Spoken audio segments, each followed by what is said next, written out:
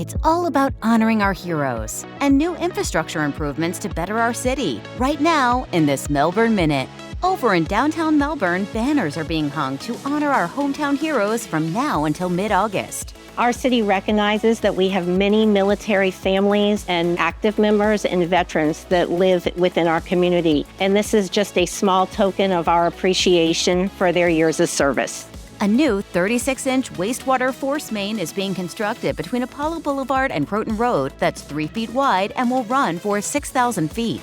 The main will provide extra capacity for current and future residents. Speaking of pipes, the city's older wastewater pipes are getting a makeover with a special liner that hardens and replaces the old pipe. This proactive measure ensures that stormwater doesn't get into our wastewater lines that would overwhelm the system during heavy rains. So we are able to open the manholes and reline these sewer systems without having to dig up. We're not affecting traffic. With this method, we'll be in and out of here within a day versus weeks to months. And that's it for this Melbourne Minute. Be sure to visit melbourneflorida.org/minute to find out more about these stories and keep up on what's happening in Melbourne.